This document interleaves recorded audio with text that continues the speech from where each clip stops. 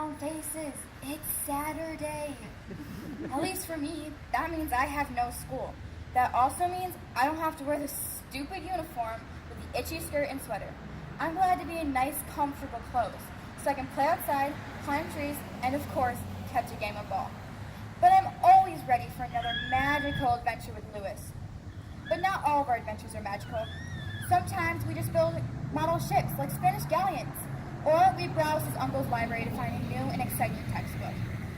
I am glad that me and Lewis became friends. I had no idea there were witches and wizards living right here in New Zebedee, right under my nose. It's like being proven wrong.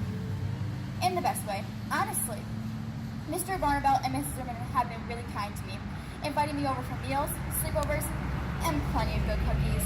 Of course, I'm happy to be of help, because you see, Lewis has a hard time sticking up for himself. In fact, I hope he's not being distracted by some bully right now. He was supposed to meet up with me. A while back, I had to knock around a guy named Woody for him.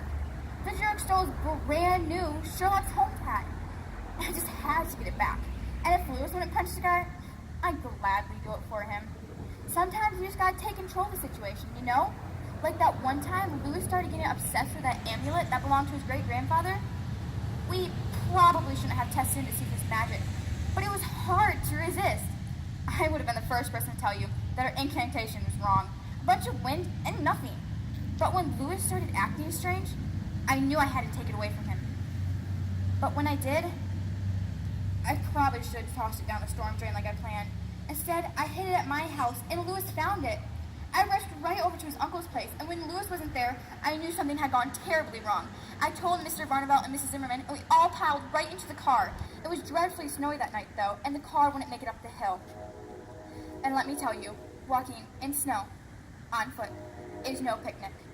But it all ended up being worth it when I helped Mrs. Zimmerman defeat the shadowy figure right before Lewis fell headfirst into an old well. But we were not living in fantasy worlds. Me and Lewis like to walk around downtown.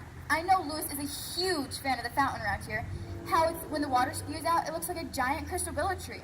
And at night, it changes all sorts of colors. And the best part is, at Christmas time, it turns into a large nativity scene. Also, behind me here is the Hawaii house.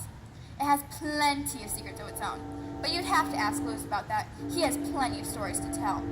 Speaking of Lewis, if he doesn't get here soon, I might as well head home. I live right over there on Mansion Street, and if you go up it long enough, you'll at High Street, where Lewis lives with his uncle in a big mansion.